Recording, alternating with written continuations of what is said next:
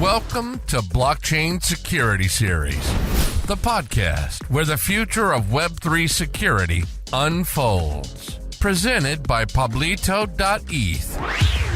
Hello and welcome. I am Pablo Sabatella, your guide through the intricate and evolving world of blockchain security.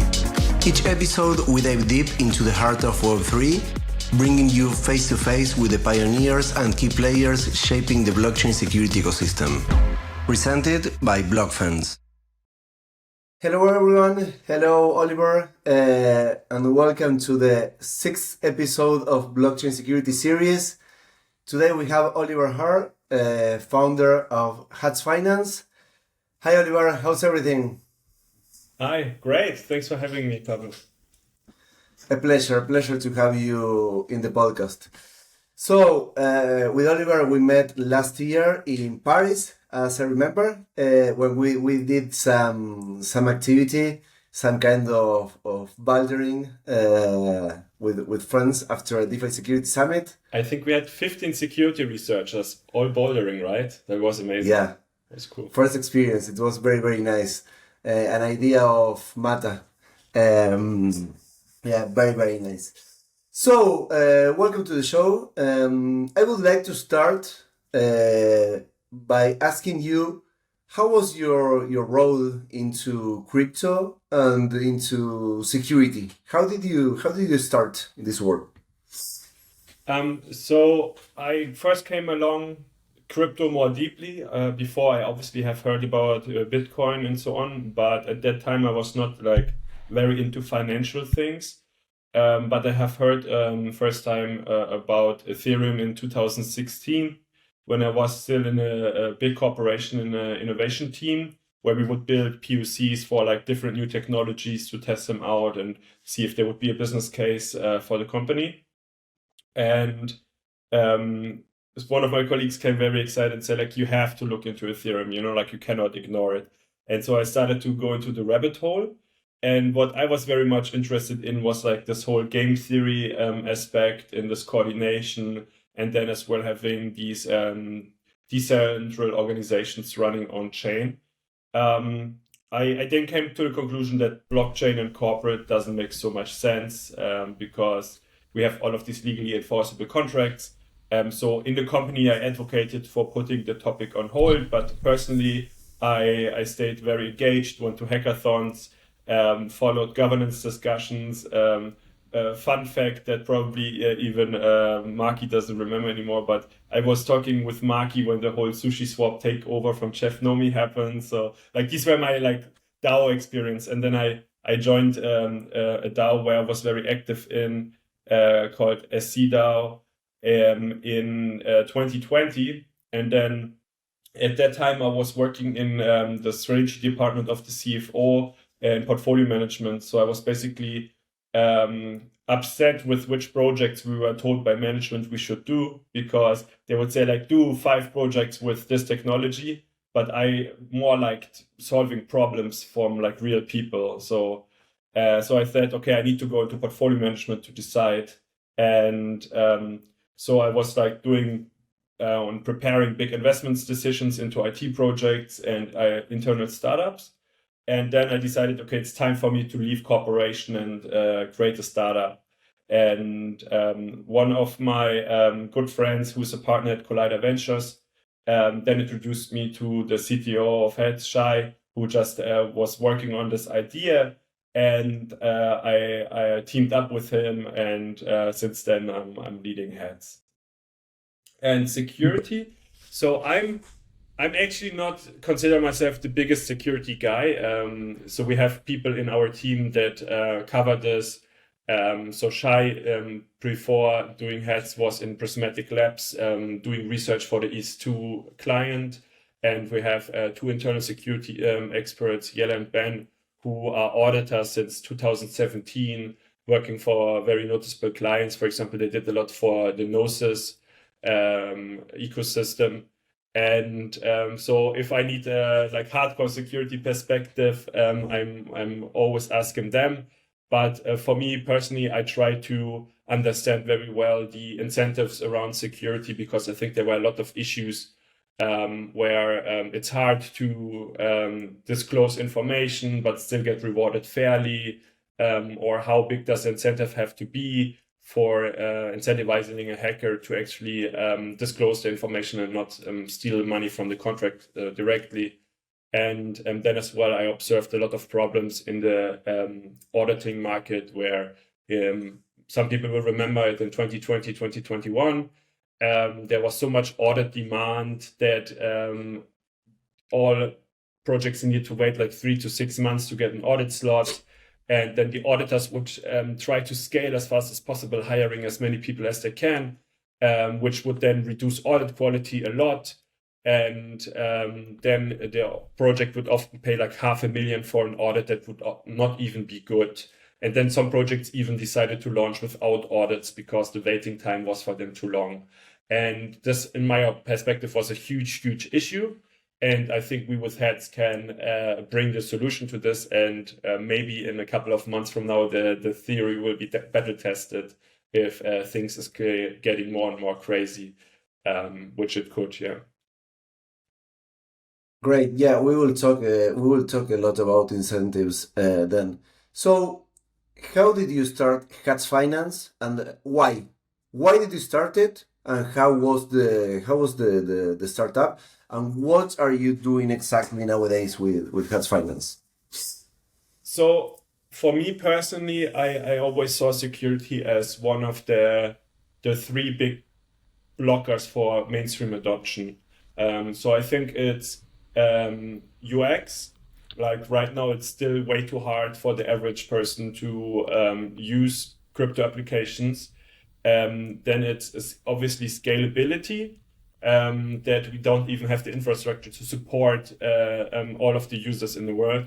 And then lastly, security, because if you would go to your grandma or to your mother and would tell her like, hey, use this application, you will lose your money twice a year because of a hack, but don't worry about it. Yeah, it doesn't make any sense. Yeah, I think we now have the people in the ecosystem that are very risk hungry or have a high risk tolerance, and they are maybe fine with losing their money to a hack. But if we want to get the next kind of batch of people in, then we really need to offer them systems where they don't lose their money to fraud and as well to hacks. So for me, security was always very interesting.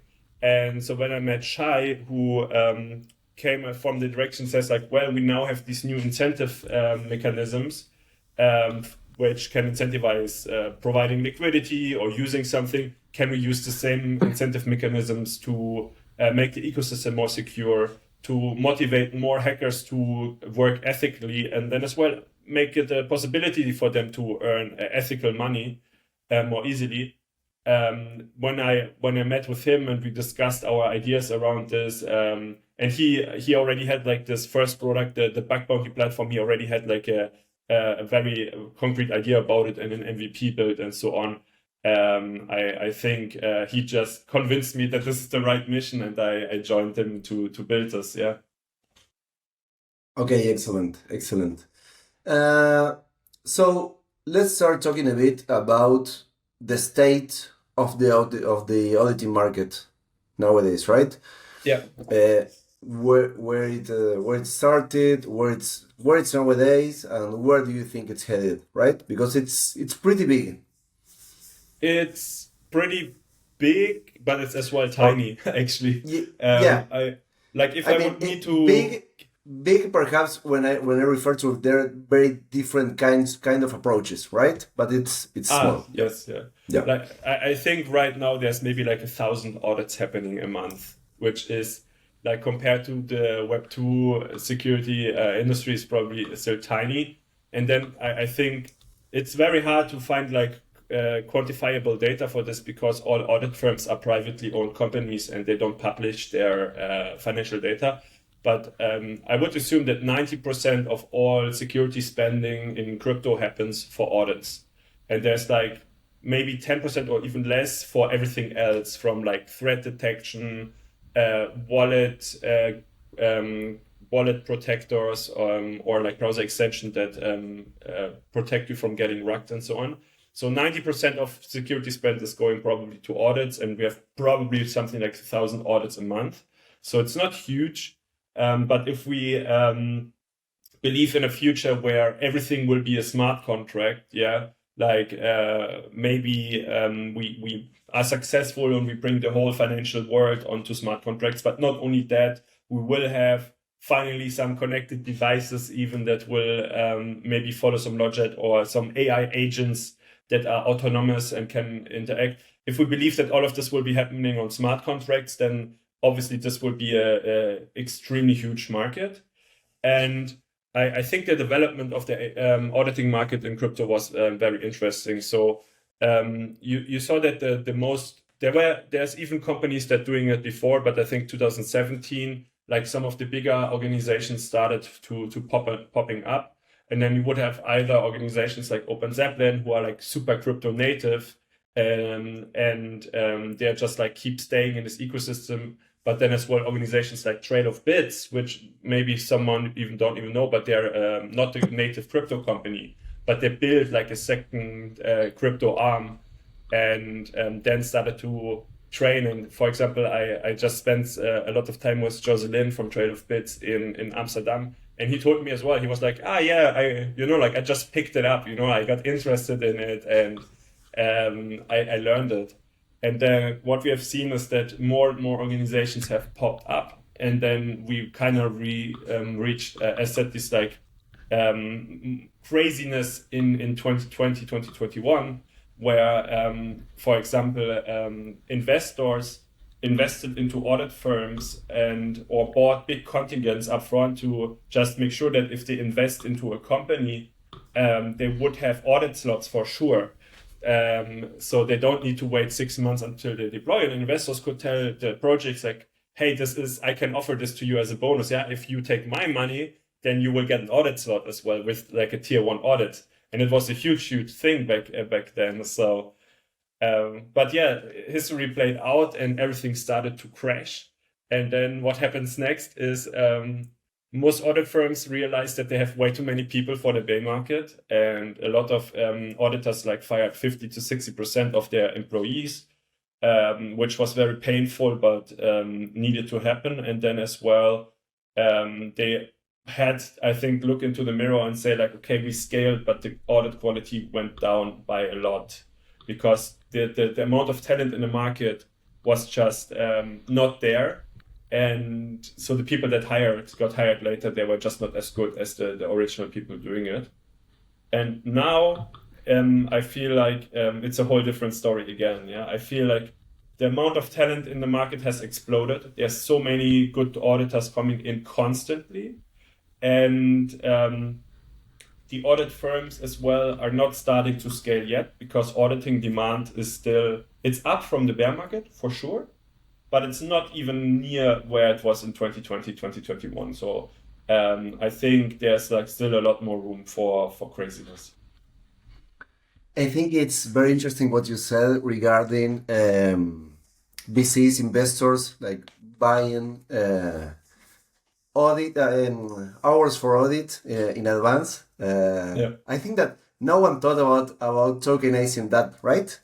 Tokenizing audit slots for security companies. That would be interesting. So, okay, great. So, how would you select which audit competition to participate? Right, you're a new protocol, and you have to choose this. How would you start this process? You mean from I'm a protocol and I want an audit, or I'm a security researcher and I want to join one audit competition? First, the both. You can start with whichever you want. Okay, so for the customer, I obviously have a strong bias because we have our own audit competition platform. But I think there's the fee structure, which is very different between us and our competitors. So, for example, most platforms have a fixed fee that you pay. Let's say you have the price pool and then you pay 30-35% on top in a fixed fee. And then as well, you are always paying out the full pool between the winners. So if there's like one vulnerability found, he gets all of it. If there's a lot, then they will get separated the money. And then they have some kind of policy that if there's no medium or no high vulnerability being found, then there's like the customer gets like a lot of the cash back. This is like, I think, the model how the competition started to pop up. We decided to do it a little bit different because we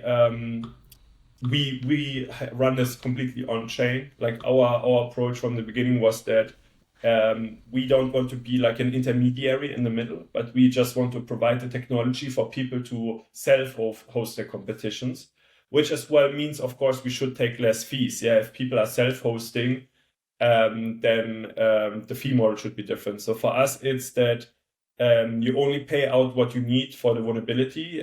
So it's pay per vulnerability. And that means that if you run the competition with us and there's nothing found, then there's like no cost to the project. And we then take 20% of the payout of each vulnerability, which we hide from the security researchers because they shouldn't care about it, right? A security researcher should just see like, this is how much I can get if I participate. And then the part, if you go on chain, you will see that part of the pool. Everything is transparent. But from the UI, we just show directly how much you will get. And so I think the customer needs to evaluate how much service do you want to have, how much know-how do you have. For example, if you're not tech savvy at all, then maybe you even want to go with a audit company because you need someone who is like working with you, like really like next to each other, reviewing the architecture, giving you a lot of advice. And as well going through the development process. And then for the audit competitions, for some you get like just the results and 3 weeks after the competition's over. For some, like for us, you can decide yourself if you want to triage completely yourself as a project, or if you want to buy a lead auditor who will do the triaging for you, but then in the end you can still intervene and change vulnerabilities. Of course, we are building in like some check and balances so the customer cannot scam the security researcher out of the rewards. And we as well try to do this decentrally. But I think, that those are most or less the biggest differences for the customer. You talked a bit about this, but I would like you to perhaps talk a bit more between two things, between choosing an audit firm or choosing an audit competition, right? Who should choose each one of them? You talked a bit about this, but I would like to go a bit deeper. And also, do you think that regarding competitions, their projects should choose like one competition at a time? Or is it a good idea to have more than one competition open in different platforms? So I think we saw like an evolution of the auditing product. And so in the beginning, you had the audit firms, and as well, the auditing firms are having very different processes. Yeah, like some are collaborative and they have like 2-3 people auditing at the same time and discussing very closely, for example, chain security. And then you have like audit firms like Solidified, who has a period where all of the auditors, like usually it's 2 to 3, they work alone and then they have a meeting and all of them need to present what they have found. And then if you don't want to be the guy who has missed the vulnerability, which actually I think it's nice. So there's like a big incentive to get everything. But both approaches can work very well. Yeah. Like chain security is one of the best auditors in the space, and they are very successful with the collaborative approach. But then the idea came up, like, what if I don't want like 2 to 3 auditors looking at the code? Maybe I want 50 or like 100 auditors looking at the code. And the pure amount of people looking at the code will make it more likely that they found all vulnerabilities. But what we have seen in this first evolution step is that you basically lost all of the consulting aspect, because before the firm, they would as well, they do like a audit readiness check, and then they would already tell you like, hey, the architecture here and here, it doesn't make sense. You need to change your process logic a little bit to make it more secure, more efficient. Or I would as well say like, okay, code quality in this section is so bad, please rewrite it completely. And I think when these kind of competitions model popped up, that this in the first step was completely lost. Yeah, you don't interact with the auditor directly anymore. You don't get any advice, but you just get after a couple of weeks a list of issues and maybe some recommendations how to fix them. And so when we came in, we decided like, okay, we want to innovate on this again, and we made everything real time. So you have your GitHub repo. You see all of the issues coming in real time. You can chat with the security researchers either directly in GitHub or in Discord. We do workshops together where the CTO and the lead devs go into a big community call with the competitors. They can ask questions. The team can lead them into certain code sections, and the security researchers can ask their questions. And so we try to combine the best out of both worlds into like one new product. And I still think that going with an audit firm has a lot of value because you can have like longer term engagements. Our engagements are usually like 14 days, in special cases maybe 3 weeks. But the audit firm you can have a retainer with them and work with them like the whole year and always like get their feedback and their advice. Very nice. So what would you recommend to projects, right? Should I quickly talk about the security researcher perspective? Because I think I skipped this. That's true. So I believe personally, and this is as well why we decided on the first come, first serve. I think we're the only platform that does this. Maybe now Immunify with the bug bounty boost, but in our model, the first finder of the vulnerability gets the whole reward. And we did this because we saw that on a lot of platforms, if the people find all of the same issues and you get like $50 for a high vulnerability, and for the best security researchers in the world, obviously this is not enough money to invest like 2 weeks of time. So we said like, okay, we don't want to have like 1,000 people working on the same code. We want that the best people for this code work on it, and they get like very big rewards. And so I believe personally that the security researcher should select one competition to focus on. Even before the competition starts, maybe try to get involved in understanding the logic and how the contracts work, and maybe even specialize on one thing. So if it's a bridge and I'm really good in auditing bridges, then I should join this competition. But otherwise I should maybe do another one. And then as well check how much competition is going on in that competition. If I know that already like the 5 best of the top 10 leaderboard are joining this competition, maybe there's another competition where less good people are booked in so far, and that increases my chances a lot to earn more money, but as well make sure that all projects get a decent audit quality. And we believe that at some point on Heads there will be like 80 or 100 competitions a month running, which means we will have like 25 audits at the same time or 50 audits at the same time. And then I think it's really, really important that we use the talent that we have in the industry and like allocate them smartly. And we want to do this via incentives. And I mean, auditors are highly, highly intelligent people, and rational people. So they will understand that they don't want to go into the same competition with everyone else, but they want to spread out and find their edge. But this would be my advice. And as well, find out how much do you expect in this audit to find. Yeah, like if it already has 4 audits and it's like Open Zeppelin, chain security, trail of bits, then maybe there's less to be found. We try to balance this out by having like higher rewards as well. So we tell the customer, hey, the good people will not come if you have only like 10K for a high. It needs to be 25K for a high, because the risk reward always needs to balance for the security researcher. But yeah, then you have a code that is only audited one time by like a no-name auditor or doesn't even have an audit yet. It's the first audit. And then obviously the chance that you find more vulnerabilities is a lot higher. So it should be more attractive. Most of the time we see that this is already playing out. But there was 1 or 2 competitions on our platform where I thought like, why are there so many people hacking here? And there was as well some competition where I asked myself like, why are not so many people hacking here? Yeah, like it was the first audit, the price pool was nice.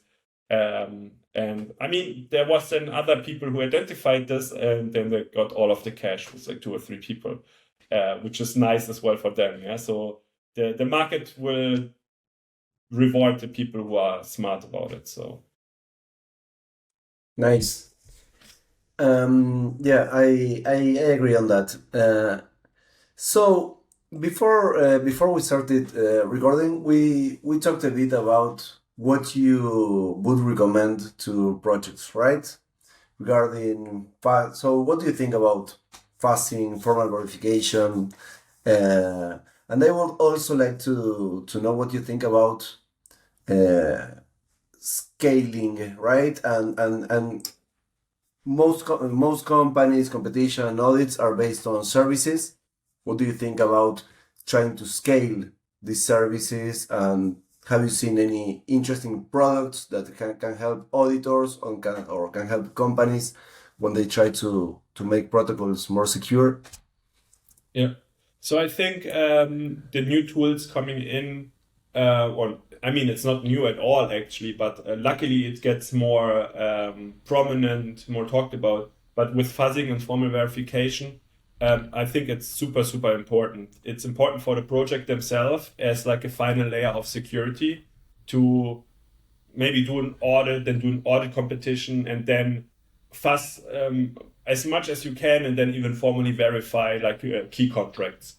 I hope that we will see more innovation in formal verification, so it becomes easier and cheaper to do. Because I think for most projects, it's not feasible yet to formally verify all contracts. It will just take way too long and be way too expensive. For fuzzing, we already see that we are getting like good open source tooling, and then on the other side as well, I think even if the project doesn't do it itself, but the project is, for example, running an audit competition with us, if you're an audit competitor and you use fuzzing, then it will help you to find like really edge case vulnerabilities as well. So as a security researcher, I think it's a big edge to do this. It allows you to offer more quality. And this is as well where we do fuzzing workshops. We do formal verification workshops in our community. And we are as well working right now on getting the next fuzzing workshop hosted. So regardless of the project, if they do it or not, I think we as security professionals should definitely look into it because it's the most straightforward path right now to make the industry more secure.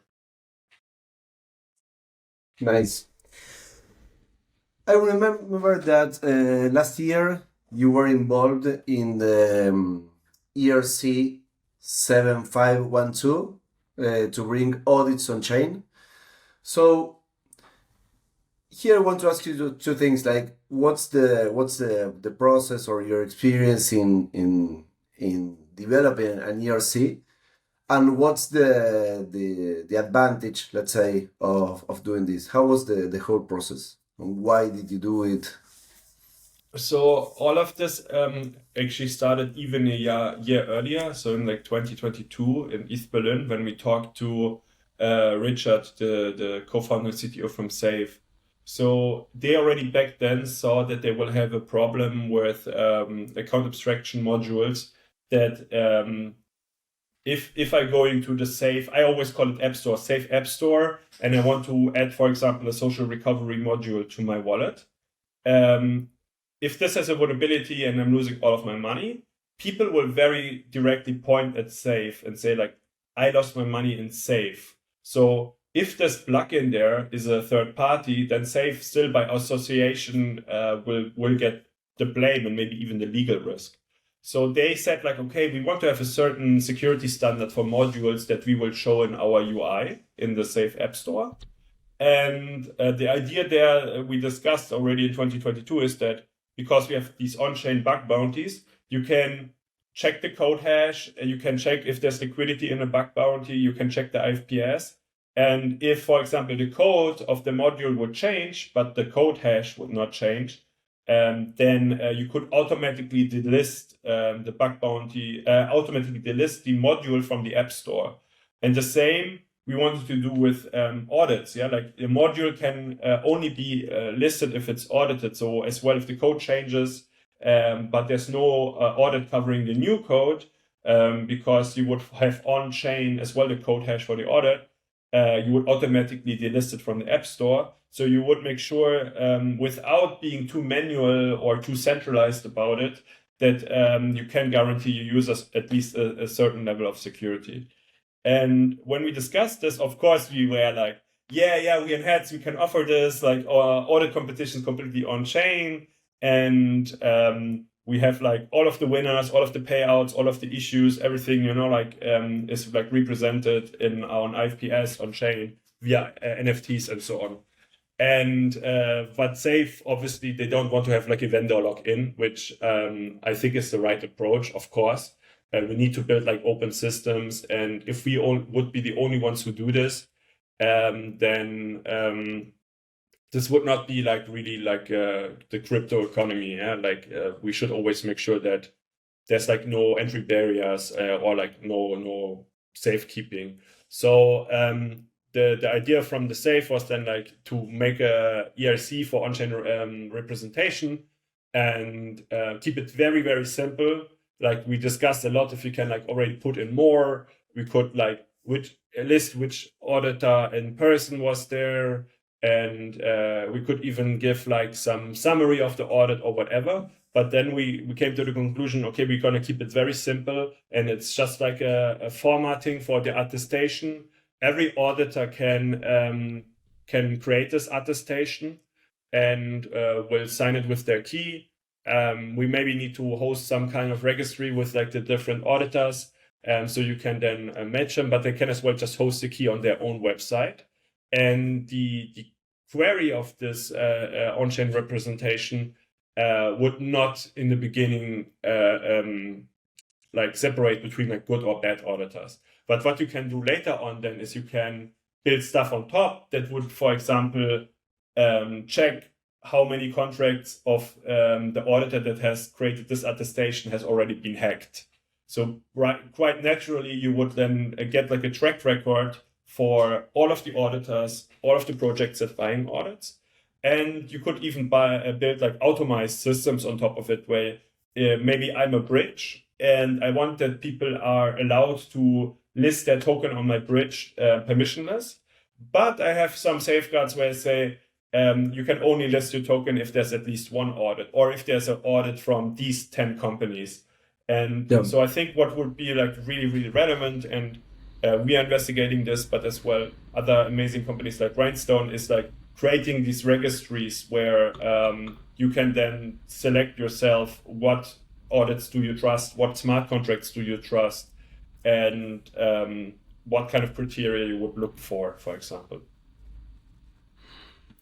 I really think this is like very, very interesting. This is not related to the feature that EtherScan added that allows auditing companies to like verify that they have audited a contract, right? That's another thing. That's another thing, yeah. So as far as I know, EtherScan is currently not in the EIP discussion, yeah. Okay, great. And then, I mean, this ERC is pretty new. What do you think that is needed for this to start really being used by most of the projects, most of the auditing firms? Because I think that what you are saying and what you are proposing with this ERC really would bring more security to the ecosystem, right? And more transparency, that I think that it's very, very important. And I think that it's also very interesting, this ability to be able to say, okay, I in my protocol or in my project, whatever, I trust in these auditing companies. You need to have this in order to be here. And also that ability to remove apps or whatever if code changes, right? I think it's very, very interesting. And more related to the fact that we will be talking later regarding composability, right? What's connected to what? Yeah. I think it's a general security problem that we have, probably not only in crypto, but in Web2 as well, that we as security professionals, we see something that makes a lot of sense, but there's like no demand from the customers. Yeah.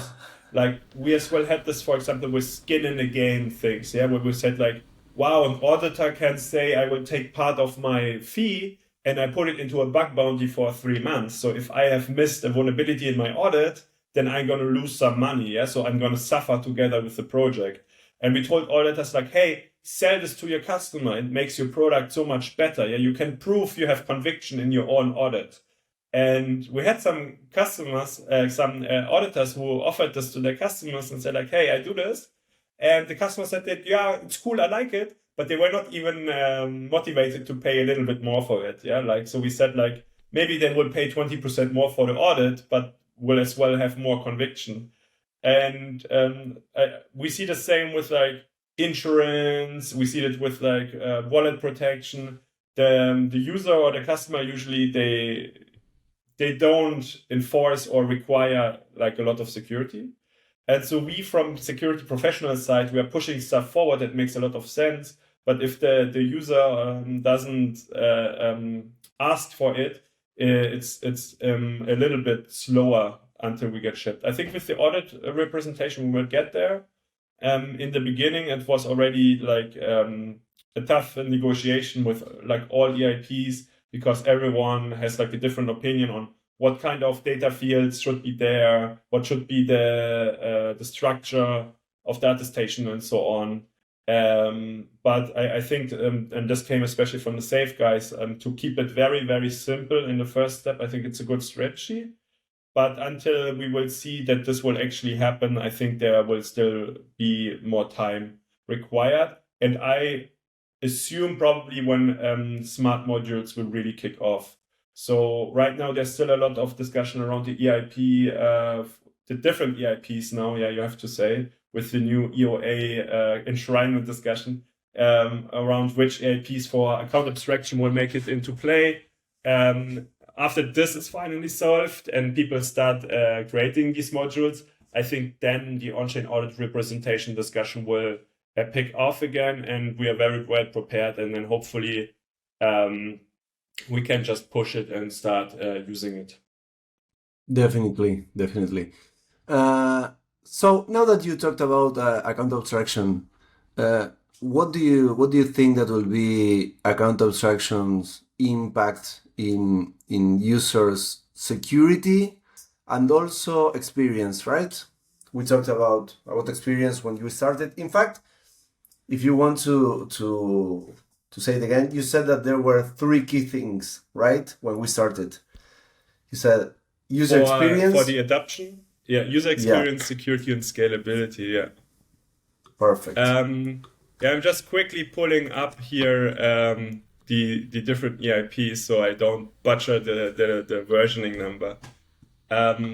So for account abstraction, I actually believe all of 3 points are touched. Maybe scalability mostly by the batching features. But I believe as well that in crypto, everything is like super connected. For example, the added security that account abstraction brings will as well solve some UX issues. I think one really good example is I had friends who created a multi-chain borrowing lending aggregator. But what they had to do is the user had to click, I want to use this chain and this lending protocol and this asset. And then they got the rate, And obviously from UX, this is not the best, because from UX standpoint, you're a user, you just want to say, like, give me the best rate. Like, I don't care, I've used USDC, I don't care which chain, which protocol, just give me the best APY. But the problem is in the moment that you offer this to your user and you select the route, then you are liable if something gets hacked, because the user didn't select himself that he wants to use Arbitrum. And then if Arbitrum is getting hacked, then they will look at you and say like, you gave me this route, I trusted you, and now my money is gone. But with account abstraction, I think this can change, because when the user sets up his wallet, you can basically give him like a question, like, okay, which chains do you trust? Okay, I trust Ethereum, Arbitrum, Optimism. Okay, which lending protocols do you trust? I trust Aave, I trust Compound, and maybe nothing more. I'm very conservative. And then when he then has like this intent-based kind of UX, where he says like, just lend my USDC, the wallet will already have a registry and whitelisted routes, and then he will select one of these whitelisted routes. And this can go like all the way, right? The user can basically have like a slider where he says from like only these two protocols or only what is audited by Open Zeppelin I will trust, or to I'm completely vegan, I don't care, whatever, and everything in between is possible. So this simple security feature, I think, will improve the UX a lot. And then obviously we have like great stuff like key rotation, and that you maybe have like co-signer. So whenever I do something from my computer, I will maybe have another wallet on my phone that will then ask me like to sign another message. And so, I think I have very high hopes for account abstraction. I hope that the discussion will move forward. And now with EIP 3074, I think if they do include the 5003 EIP as well, then I think we are still on track. We will not get the full account abstraction functionality, but we get it almost, with some cases where security is not as nice as with full account abstraction. If you had to guess, when do you think that account abstraction will become something, like say, massive, or not for you and me, but more for a new user, right? That someone gets into crypto and instead of creating a normal MetaMask or Ravi wallet, they start using account abstraction. When do you guess that could happen? I really, really hope that you will get it until in Q4 this year. Fast. Yeah, I actually internally and together with like Safe and Rhinestone and people like this, we actually wanted to start to audit the first modules in February. So, but then the discussion kept going. Yeah. So I hope it will not be like an never-ending EIP discussion, but we will put the foot down at some point and say okay, let's move together. I'm still cautiously optimistic that in Q4 we will see a big move towards account abstraction. And then, I mean, I'm not in MetaMask team, but if they would decide every wallet from now on is already a smart account from the beginning, the user would not even need to think about this, because I think if you now tell them do you want an EOA or a smart account, and then the question will be what the hell is an EOA? What the hell is a smart account? Yeah, there you lost the user. Yeah, totally. I totally agree. Okay, excellent. Yeah, and I think that, that's the key with account abstraction, right? It will bring far better security and user experience for the user, but we have to make it in an easy way and don't make the user think so much, right? Yeah. And I think also what you said regarding what blockchains do you trust? What auditing firms do you trust? I think that having all those questions, all those options is very, very good. But someone could also standardize that in some way to make the normies, let's say, not think so much and be able to behave in a secure way. So there's, I think, a lot of room to build on top of that. Yeah. I mentioned a little bit token lists from Uniswap, that there will be some registries that you can use, and maybe out of the box, if I use a Safe wallet, that Safe has a registry themselves that they will pre-select. But then I maybe say I really, really trust the DeFi Llama team, and I want to have or I really trust the heads team. I want to use their registry on what they think is secure. But I don't believe that 95% of the users will build their own kind of trust assumptions. Because, I mean, for us, Pablo, you probably have it as well. You're following which auditors are doing good work right now and which ones maybe are losing their edge a little bit, which new audits. It's very hard discussion to follow. And I don't expect that anyone outside of security can really do that and say like, oh yeah, Selic is like super good right now. Yeah, like we know that, but yeah, like others maybe don't. So I believe that there's some trusted organizations where people have like the brand, like the track record, like for example in Uniswap, and if they would have like a registry, or Consensus has like a registry, and then people would select this. And then, of course, like a lot of political discussions would start where people would try to get into these registries. I think that will just happen, that everyone will ping them like, hey, please add me. But I think this is probably a good way where people can always opt out and do their own thing. But if they want to stay in this like walled garden and feel secure by trusting a certain organization, they can do that. I agree, totally. I remember there was a talk, I think you presented at ETH Belgrade regarding 2 reasons why your project is getting hacked, right? Yeah. Do you remember it? You wanna do a bit a brief summary about about that talk? What do you think about that? Yeah. So of course the title was a little bit provocative, because I always try to think about how can I make security more interesting and get more people into the security talks, because I think the risk is very high that we in our bubble, we keep talking a lot, but we don't leave our bubble. For example, one very big example I see there is like if after a hack, people will look at the auditor that audited it, and then we maybe in our bubble, we know like, this auditor is not good. Yeah, they just missed vulnerabilities very easily found 3 times in the last 6 months.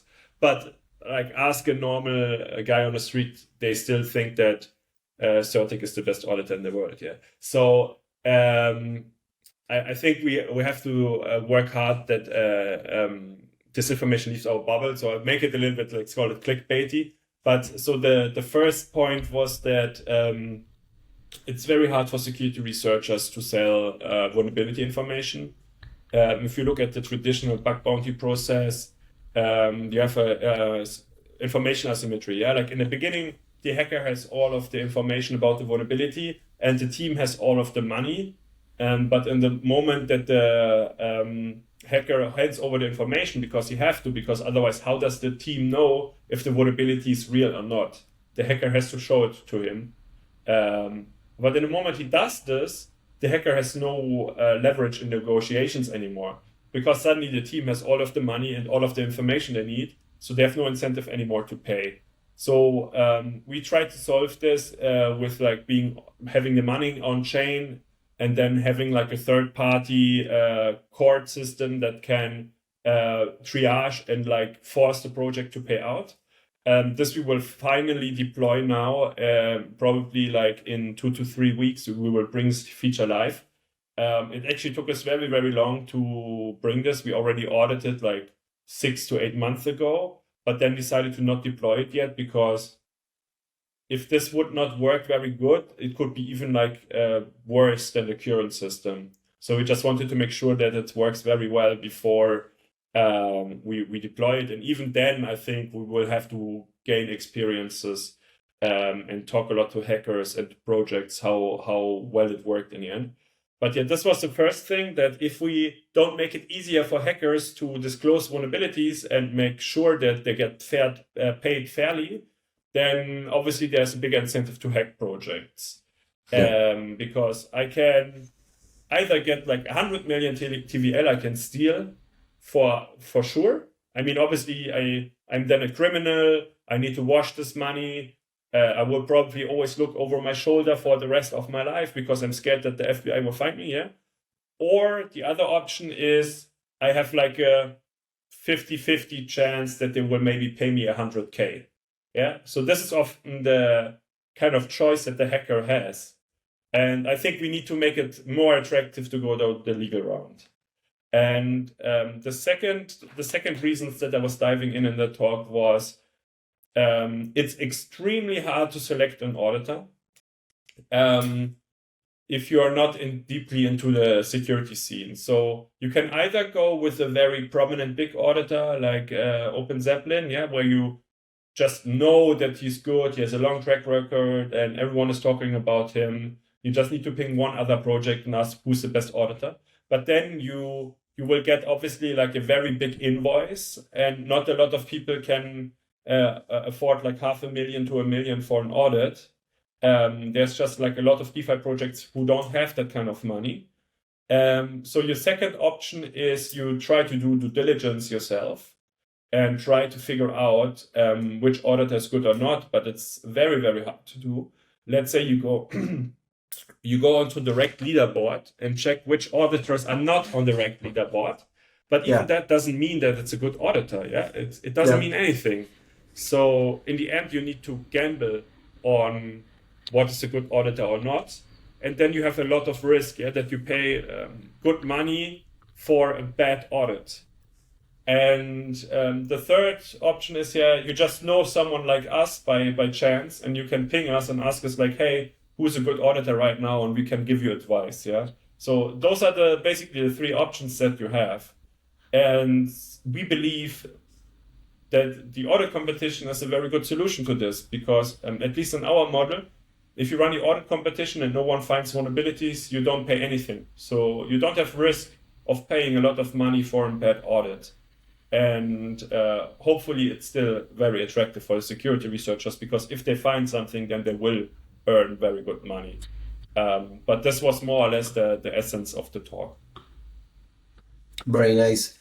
And related to that and to incentives, I have some ideas here, some questions. What do you think about the mind of a security researcher, right? And white hats and black hats, right? Do you think that it's something that is, let's say, intrinsic to the person, or someone can be a security researcher, perhaps trying to do good stuff, and then basically has some bad experience with a competition, with an audit, with something that he has reported, and then he turns into black hat? What do you think about that, and how is that related to incentives, right? What we were just talking, right? Like, for example, you know that, as you said, if you hack a project, you perhaps have the possibility of having 10% of the stolen funds to you, but then you will be legally not very clear, right? Or you can go and report that before and have a smaller sum, right? As for you. So what do you think about that? And what do you think about, like, should the industry start having like standards or some procedures that are used by most of the protocols so that white hats feel safer when trying to report these things? And not only safer, but as you said, to have a nice incentive, right? So that they do things as they should. Yeah. So I think we are very fortunate that the white hat hackers or the hackers in general are usually like super smart people that want to have a good career. I think most of the good hackers, they know they can earn a lot of money doing ethical work, and they want to have a real career and not live in the shadows. There's obviously some cases where people live in a sanctioned country like North Korea or Iran or something, or like Russia, where they cannot maybe have these channels anymore. But this is one of the reasons why we created hats, because with us it's completely peer-to-peer. So, and everyone needs to consult their own lawyer. But from our understanding, if you are directly paying peer-to-peer and there's no intermediary, you don't need to KYC in like almost all cases. Yeah, I mean, please consult your own lawyer, but this is how we understand it. For example, in the US, the Microsoft buys a lot of 0 days on the black market.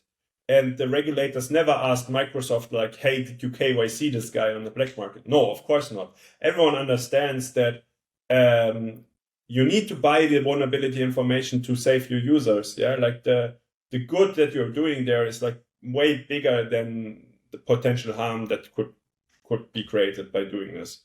And so we want to offer that every hacker can do ethical and good work. Like our slogan always was turning black hat hackers into white hat hackers. This is like the mission that we started with. And sometimes, like you have these cases of like a 15-year-old teenager sitting in a cellar and he's like a genius and he will hack everything. But most of the cases, these best hackers, they come from like very good universities. They're known by other people to be smart because they're already, pursuing a career. And so very fortunately, those guys will then stay on the white hat side like forever or most of the times.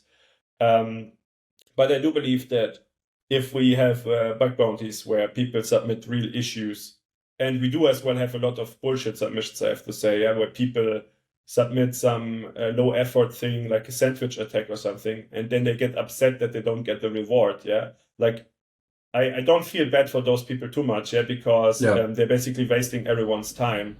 But if we have like good security researchers that report real findings and then they not get rewarded, and the team is still pushing a fix for the report that they've gotten, or even worse, they ignore it even though it's a real issue. That happens sometimes as well.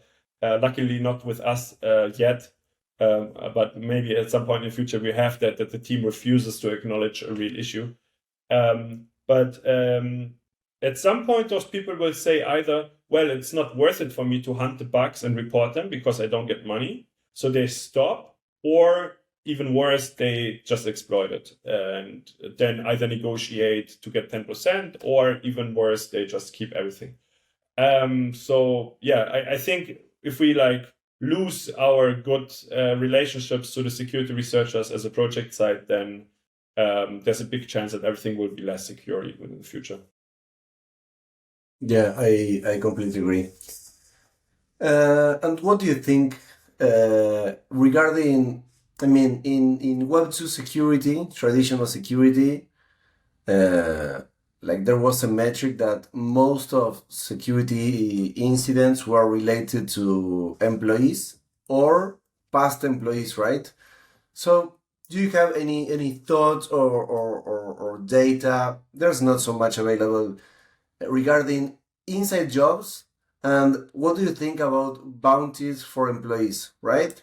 Should an employee for a DeFi protocol that finds a bug in their smart contract in production get a bounty or no? Because, he's already being paid to develop in a secure way, right? It's tricky question. It's a very tricky question because it comes down, for example, is it a job to make sure that the code is secure? Like one time we had a case with ETHDAO where someone who's not even in the dev team, he found a vulnerability. And for me personally, it was not his job to check for these vulnerabilities. It was not his job to make sure that the security is safe. So he deserves a bounty. And in the end as well, ETHDAO paid him, even though he's part of the ETHDAO team. It's a DAO, but he's part of the core contributors, So I would usually say, like, if it's your job anyways to make sure that this is secure, then you're already getting a salary, you should not get rewarded on top. With us, there's a scenario where the employee can just stay anonymous and you would not even know that he's an employee. And I think if instead of exploiting it, he gets a bounty, I think it's still a better outcome. But obviously, it's a bad situation overall So I think we need, with this kind of issues, we need to make sure that the development processes are good, Q&A process is good, and that checks and balances around deployment are sufficient. Yeah, that no person alone can push code, that there's always like a review and another person, at least one person that has to approve it. Like for us, until we have full decentralization with our own token, like 4 out of 7 needs to sign for every code change. And we make sure that there's at least like one, I mean, of course, we even get like external audits, but we have one internal review and then an external audit. And actually I think one really interesting topic here, and I discussed it a lot with Matthias from Chain Security in ETH Dam, is deployment checks. Yeah, like you audit code, and we have just see, what was the name? Munchable? Yeah. So basically the one dev, he deployed a different version that has been audited, inflates his internal shares, and then he deploys the real code that has been audited. So if you don't audit the state of the smart contract, you wouldn't find it. Yeah, the code is perfectly fine, perfectly safe, but the state is tampered with. And so what Chain Security, for example, offers is you can ask him to audit the deployment and the state afterwards, which we actually now as well think about. This is something that people will request from us. Yeah, we would like to offer it. We have to check if there's demand. But I think if you're like a serious project or you're worried because you kind of well mess up in deployment, it happens more often that you actually would think that projects have to deploy again, because first you interact with the UI and then you find out that something doesn't work. But yeah, there's all of these kind of different attack vectors, either by mistake or because you have an employee who's actually like malicious. Yeah, I agree. Then there was, I have one more question for you. There was another talk, very nice talk you did regarding security of composability, right? Yeah. I really like that one. So let's have a summary about that very interesting talk. Yeah, so I think there's a few topics that make it so hard for crypto or blockchain to be secure. One is, of course, that all of the code is open source. So it's very easy for projects to find these vulnerabilities compared with like a Web 2 environment where I don't even see the code. Yeah, I have like trial and error and pen test myself in and so on.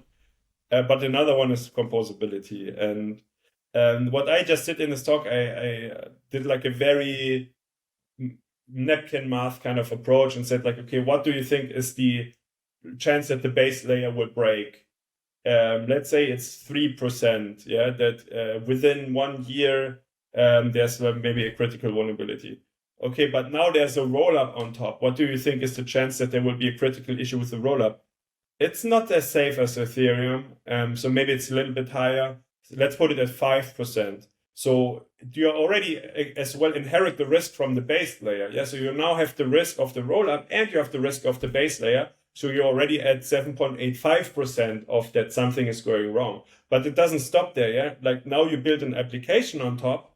Maybe the application has as well a chance of 5% of breaking, and you use an oracle as well for your application. And the oracle has as well maybe an 8% chance of breaking. And I even being reasonable here, we believe that DeFi app has around like a 20% chance of having a critical vulnerability within 1 year, like either being reported by a bug bounty or by being hacked. Like that would be for any DeFi project, right? No, 20%. Of course, it's very different if you have like a Lido who has But I mean, generally speaking, it's 20%. Yeah. Oh, that's like, a lot. I personally think like every 5 years it will get hacked or something like this. Yeah. I hope that some smart PhDs will like do some data science on it and will get like. Unfortunately, until now, I didn't see like a real good like report on this. But we tried to find some like estimations. So we took like the total amount of projects. And how many projects each year are getting hacked. And we as well took like the total amount of TVL in crypto and how much TVL is getting stolen by hackers. And very, very oversimplified, this is more or less where we came to, is like a 20% chance of something getting hacked within 1 year.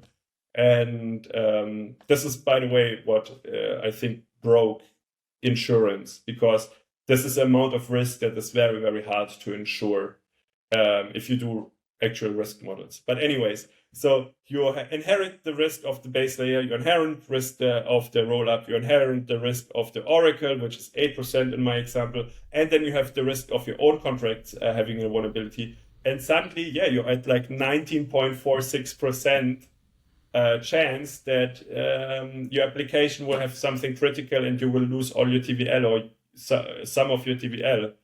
And it will be only getting more crazier, like now with eigenlayer restaking of restaking, and like all of this like layered approach is from a pure security assumption. It's an absolute nightmare. And I think we have to discuss how can we make composability possible without accumulating so much risk. And in my talk, what I talked about is like, what if we do incentives as well? So we inherit risk bottom to top, but we inherit security tools from top to bottom. So for example, if the application has a bug bounty, part of this bug bounty is as well used as a bug bounty of the oracle and of the rollup. And part of this bug bounty as well is accumulated to the bottom layer. So that the incentive for the bottom layer is like way, way, way bigger to disclose a vulnerability instead of hacking it, because it gets like part of the liquidity of everything that is built on top. And I think that would be a very reasonable thing to do, because everything that is built on top is dependent on the security of the lowest layer. And hopefully we can then use composability to solve some of the issues of composability. I think it's very interesting. The other day we were talking with a friend regarding a strategy in Pendle Finance, and we were trying to know how much was the risk based on how many smart contracts we were depending on. It was crazy. But going back to what you said regarding bringing audits on chain, if in the future we have audits on chain and we can start like putting in perhaps each person or whoever can start putting like a score depending on who audited who, you will have like a way of assessing like what's the risk of doing this strategy or using this protocol based on all the things that you have in the back that you are most of the time not seeing, right? Yeah, totally. And well, to finish, I'd like to ask you, what was your experience in ETH Dam last week? You have just been back from ETH Dam, right? Yeah, just yesterday evening. Was very cool. It was amazing to see an event that was focused on security and privacy in Amsterdam, while we will see the verdict for Alex from Tornado Cash in 3 weeks. So I as well had the chance to talk to Alexi, and it made the case even worse for me, because now I know what a nice guy he is, and that he's really just, like a cool dev. He's not some kind of criminal mastermind. No, he's a developer, open source developer, who's like super nice person. And so now to think that he potentially can go into jail for another 5 years is just horrible. And that they already locked him up, I think like 280 days without even a conviction. That this happens in Europe is like absolutely shocking to me. But apart from this, we had a very nice hackathon, which is privacy and security track, and some very cool submissions that I was lucky to judge, where, for example, people would use CK technology to do a password manager, or as well the Oasis protocol team, which have these like trusted execution environments that can already do very cool things today that we will probably need to wait a couple more years or maybe even never be possible with CK stuff. So yeah, it was really cool vibes. It was their kind of philosophy was don't be afraid to be political. So it felt more cyberpunk again now than maybe some other conferences that will kick off now. And I really enjoyed that. So the quality of people there were really, really high, good discussions, a lot of security organizations there like Trail of Bits and Chain Security, and as well our friends and competitors at Sherlock, which as well great guys, spent some quality time with them and discussing together the state of the industry. So unfortunately, I was not able to see so many talks because I had to mentor the teams. I tried to watch some talks on my train ride home. But I cannot tell you yet if there was any kind of new crazy concept around privacy or security that has been presented that I was not aware of before. But yeah, it was cool. And so, last question related to this. What are your favorite conferences and where are you planning to head this year? Are you going to any other conferences? Yeah, so I'm going a lot. So I'm going to next ETHBerlin, then I will go to ETH Belgrade, then I will go to EdCon in Japan. No, before ECC, then EdCon, and then end of the year DevCon. My favorite conferences, and that's a really hard choice, but I think my favorite conference ever was DevConnect in Amsterdam. That was absolutely amazing because I think the concept of having a co-working space at the heart of the conference makes so much sense. Yeah. Because everyone wants to meet and talk and discuss, and most people then do it outside of a conference, but why not just get a space that is perfect for doing this? And so I really, really love DevConnect, and I really love ECC because you just have like all of these like small coffee shops all over the city, and you walk through the city and meet people. And I like it more than these events that are very centralized. They have like one big, huge venue and 20,000 booths. Yeah, I like more of this like small in the city and on the street. I just know last year, and I think a lot did that, just sit in the coffee shop in front of the main venue of ECC, and everyone, will stop by for a coffee, and you meet everyone there. That's just super cool, in my opinion. Yeah, we will miss Paris this year. We'll see But what Brussels how's is really how's good as Brussels. well. Yeah. Amazing I agree, city I as agree. well. Yeah. And very big shout out to TrustX and to DCC, of course, being like the two most amazing security conferences.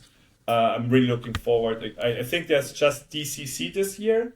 I just met Ali, who's doing it with like Rajiv, the TrustX, always. And he said this year no TrustX, but there will be the DeFi Security Summit. It's DSC, right? DeFi Security Summit. Yeah, Sorry yeah. if I DeFi say Security it wrong. Summit will be in November 7 to November 9 in Bangkok. So shout some out days. to them, and Yeah. a recommendation to everyone in security to go to that conference. This is as well how we met, right? In exactly. Paris.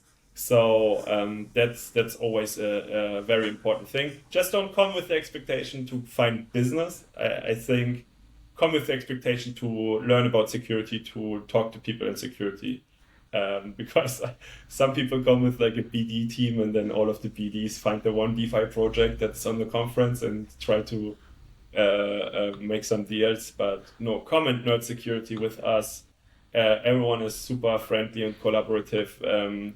I think that's one of the great things. Like even the main competitors get along and nerd out security together. So that's amazing. Yeah, I like that. And I agree. And lastly, what would be like some tip that you would give someone that is perhaps going to their first security conference this year, to DeFi Security Summit, apart from this thing about going and trying to learn more than doing business, something else that you have learned about conferences and how to get the most of the juice? Yeah, it's like going to crypto conferences sometimes feel like it's their own game, right? That you have to be good. And like sometimes you feel like, oh, this conference will be very hot, and suddenly it isn't, or it is. For example, I didn't expect that a token in Dubai will be such hyped and everyone will go to Dubai.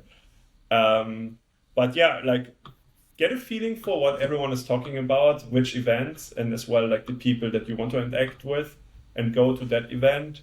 Go to Crypto Nomad Club website. They have all of the side events usually listed. Try to get tickets early, and try not to burn out, and try not to lose your voice on the first day. That happened to me twice already in my career. So do some breaks.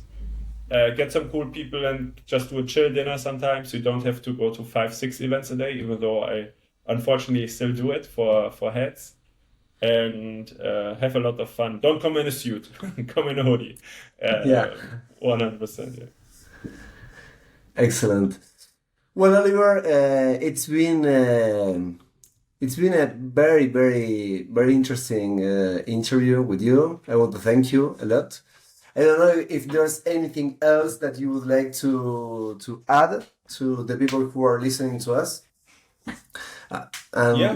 Check out on Twitter and our website, Heads Finance. And if you're a security researcher, we would love to, if you could give it a try to compete in our competitions. And we always very, very transparent and open with feedback. So if you have an idea how to improve something, or if you're unsatisfied with something, publicly discuss it in Discord. Everyone should see it, and hopefully even in the future, when we completely decentralize, just create a governance, a post or a proposal to change something that you want to do. Yeah, we really want to build a platform, a protocol that balance the requirements for projects looking for audits, for security researchers, and as well for the users of those technology. And of course, that means that no group will get everything they want, but yeah, the interests should be balanced between those three groups. And so the perspective of all three, we want to activate and get feedback and change things to make it better. So yeah, check out our audit competitions, give it a try. There's like very nice rewards. Check out the leaderboard. We have some very cool guys in our community that I personally love to interact with. I chat with them in Discord whenever I can, and they are all cool people, so they will probably as well be very helpful. So you can DM them in our Discord and ask them like, hey, any recommendations?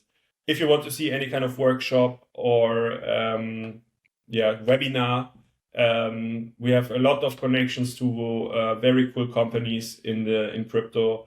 We can probably organize almost any workshop, be it formal verification, fuzzing, simulation, Rust. We recently had one Rust workshop for people getting into Rust auditing. Substrate Inc. We had the workshop. So let us know.